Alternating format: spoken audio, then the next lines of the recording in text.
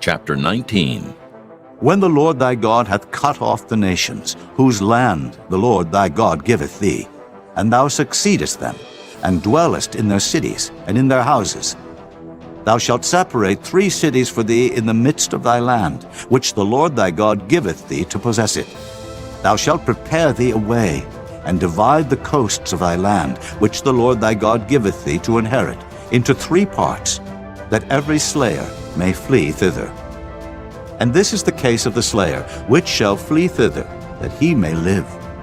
Whoso killeth his neighbor ignorantly, whom he hated not in time past, as when a man goeth into the wood with his neighbor to hew wood, and his hand fetcheth a stroke with the axe to cut down the tree, and the head slippeth from the helve, and lighteth upon his neighbor, that he die, he shall flee unto one of those cities, and live.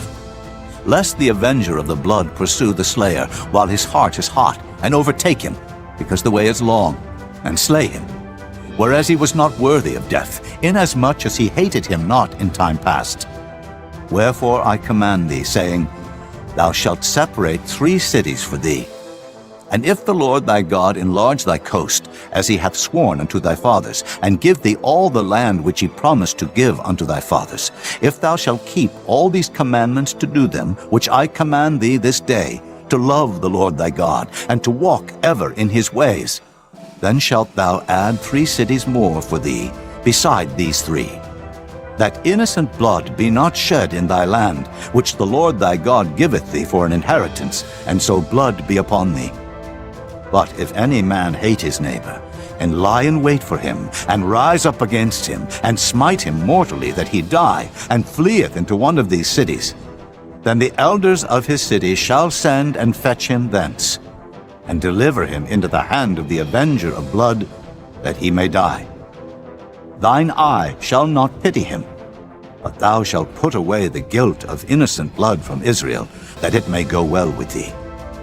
Thou shalt not remove thy neighbor's landmark, which they of old time have set in thine inheritance, which thou shalt inherit in the land that the Lord thy God giveth thee to possess it. 1 witness shall not rise up against a man for any iniquity, or for any sin in any sin that he sinneth. At the mouth of 2 witnesses, or at the mouth of 3 witnesses, shall the matter be established. If a false witness rise up against any man to testify against him that which is wrong, then both the men between whom the controversy is shall stand before the Lord, before the priests and the judges, which shall be in those days. And the judges shall make diligent inquisition, and behold, if the witness be a false witness, and hath testified falsely against his brother, then shall ye do unto him as he hath thought to have done unto his brother. So shalt thou put the evil away from among you.